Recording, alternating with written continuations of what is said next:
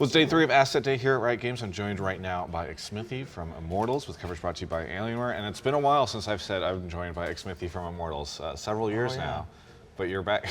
I don't think you've ever interviewed me with Immortals. I definitely interviewed you with did? Immortals, Okay. 100%. Okay, never mind. Yeah, I mean, you were there for 2 years or just one? Half a year. Half a year. Yeah. No. Half a year. Huh? Oh yeah, we interviewed you in Wuhan. That's yeah, right. that's half a year. I'm saying one split. I Okay. was in Immortals for one split. That's crazy. Feels like much longer. Anyway, welcome back to Immortals. Thank you. How's it been returning? And is there anything at all similar to the Immortals that we used to know? Because I assume everything is different.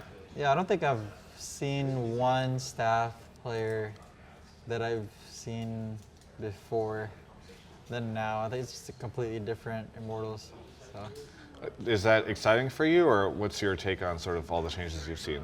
Yeah, I think it's pretty exciting. I always like new people, new staff, just new atmosphere in general. Maybe you can take me through the offseason, because a lot of people were like, oh, is Xmithie going to leave Team Liquid? What's going on? It's off-season free agency stuff for him, and then you ended up over here. So what was that path like for you from Team Liquid to Immortals? Well, Steve made me be able to talk to other teams while I was on contract, 1 or 2 weeks before. So I had talks to a couple teams, and then when my agency, I had free agency, I had to I guess pick, and I just feel like Immortals gave me the better vision of our team in general, and I always really wanted to help build a team, and Immortals gave me that. Yeah, I mean, it feels like from a North American perspective, you are going to be a bit of the face of the org. Do you feel that way? Are you, instead of hanging out next to loudmouth 80 carries and players like that, you now get to sort of be the star of the show?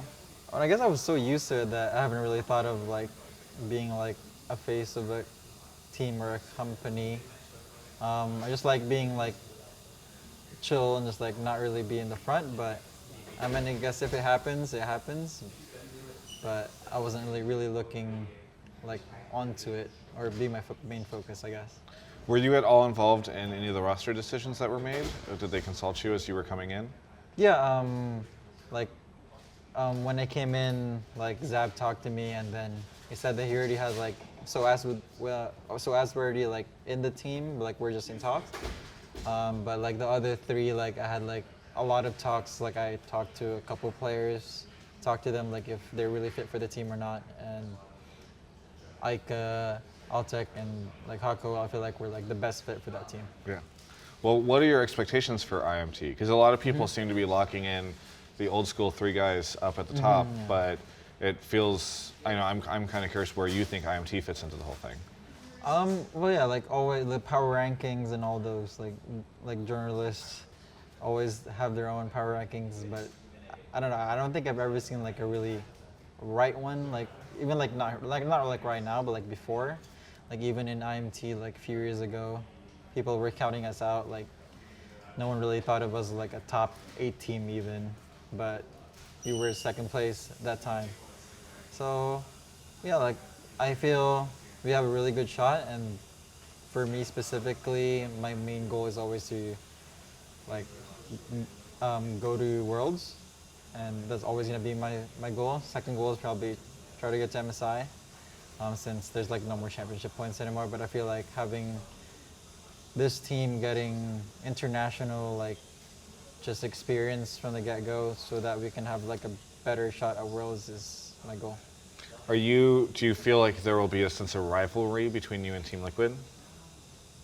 Probably not. I don't know. Depends on the storyline. I don't see I guess the only rivalry is I guess for me and maybe in Peter for compete for to either tie him up with for LCS titles, or for him to be far ahead than everyone else. I mean, I think what's interesting is a lot of people are speculating, can TL keep their streak going? It would be kind of hype if Immortals ended up breaking that streak, right, with you in the jungle position? Yeah, I feel it's a deja vu with me, I guess. I think TSM, it was TSM versus Immortals last time, and that was no one really had a third streak of winning LCS, and I think if I won that, actually I don't know. I think if I won that, I think I would have, yeah, I would have more titles than Peter right now if I won That series back in the day, yeah. So like it's kind of like one of my biggest regrets, I guess, like just to get that. But yeah, I think it's definitely because like they have like problems right now with visa, maybe, but who knows? Yeah, how do you think you'll do against Pobelter, their secret weapon? Well, I think Eugene actually been playing a lot of jungle, and I think their visa problems are like the same as ours. Like we haven't really gotten our mid laner also, so we haven't really been scrimming at all. So we're just waiting for them to get accepted visas so that we can start practicing. Yeah. I mean, is it fun for you to see, because I interviewed 2 days ago, Doublelift and Eugene, and it was kind of funny to see them back on the same team, and I asked Peter, what does he think of jungling, or how great is it to have Eugene back, and he just said, he's really funny. And Eugene was like, that's what it is, I'm funny? And so, it's funny now for me to see those two playing together potentially in the first week, you over here on this team, you potentially facing off against Pobelter. I mean, is that fun for you? Yeah, I think it's always fun to see new faces on different roles.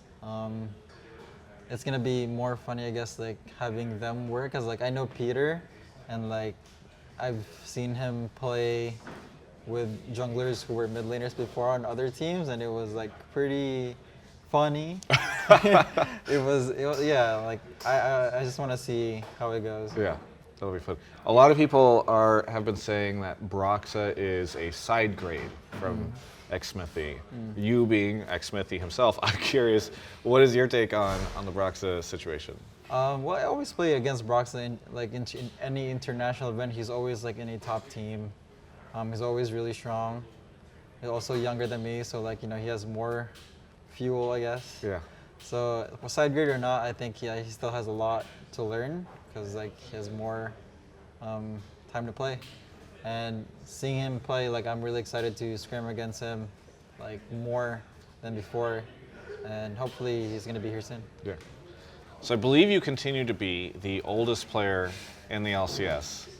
I don't think anyone's gonna rival that for a while. Yeah. Well, I mean, presumably not until you decide to head out unless we import. Although I guess maybe Soaz. I'm actually curious about Soaz. Is Soaz younger than you? He's young. Like he's like 25 or something. Oh, really? Okay. Because Yeah. he's just been playing for so long that it makes Yeah. me think. So, did you at all consider during the off season retiring, or you just like still holding strong?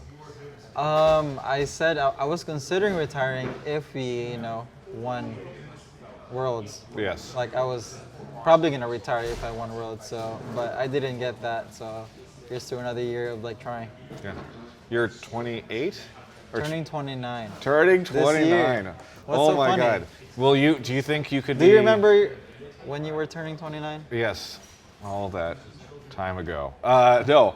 I mean, I'm 30 right now, and it's You're fun for me. 30? I'm 30, yes. Wow. Did you think I was? Go on. Next question. Okay. Did you? But is there a chance where it's crazy for me at 30 to think about somebody else 30 still competing. Is there a chance that you think, because I mean, if you make it one more year after this year, you'd be a 30-year-old LCS pro. I mean, well, my contract's for 2 years, so like hopefully I'm still. Yeah, presumably. Yeah. So. Yeah, I don't see myself stopping anytime soon or this year or next year.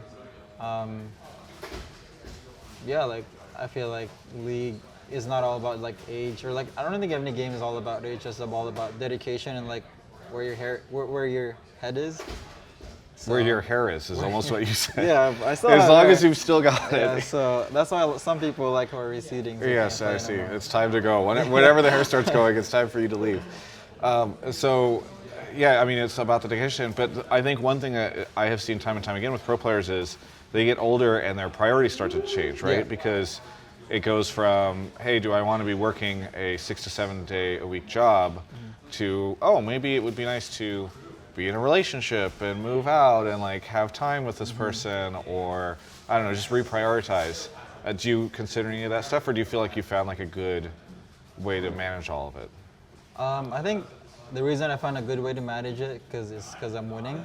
Okay. Like I think if I wasn't winning, I probably maybe retired like maybe a year or two ago.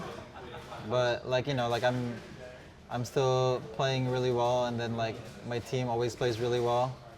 So I think that's like one of the main reasons that I'm still competing, because I'm still hitting that part where like my main reason of playing is being really competitive, and like if I'm winning, then for me there's no point of retiring unless like I win the whole thing. Any thoughts on the format changes with the championship points gone? Oh yeah. Monday night games. I don't know if any of this is. I don't know about the Monday night games, to be honest. It was like sometimes like you don't play Sunday, for example, and you can't really take a break because you have to play scrim. And then you have that weird time where you either take a break Tuesday, but you have a game at Friday. It's just really weird, I guess, for players, because usually you're probably not gonna have a break that week, I guess. But if it helps the viewers, I guess, like hopefully it will. So. Did you get to do anything cool during the break? No, actually, this is probably the most degenerate month or two I've had. I've only just been playing games. What games? I played an MMO called Arcade. I played Rust. It was just like, I don't know what. Bunch of got random into stuff. me. Yeah. Just a lot of random stuff. But like, that's all I did. Pretty much the whole 2-3 months. Wow. Yeah. Well, Bro and I missed you in Vegas at All Stars. We went out we went out with Fed to What did I do? a show. Oh, you guys went clubbing? Yeah. That's not for you? Not for me. Okay. Not for me. That's good. Well, is there anything you want to say to any of the fans out there?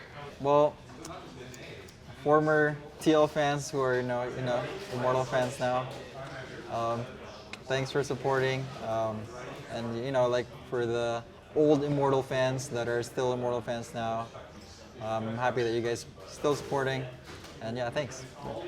Well, thank you so much for the interview. For everyone else, you can check out the rest of my coverage of all things esports right here on my YouTube channel. Thanks so much for watching that interview. I want to thank Alienware and Movement for sponsoring my content. By the way, this Movement watch, it's available over there. mvmt.cc/Travis Gafford. We got that link in the description below. Go check it out. Really helps me whenever you guys look at their stuff. They make also sunglasses and glasses to help you look at the computer screens, because I know you do that too. A bunch of accessories for men and women. Go check it out. They're a company based out of LA. I love them. Big support for me in checking their stuff out. So thank you so much to Movement and Alienware for sponsoring so much of what we're doing this year.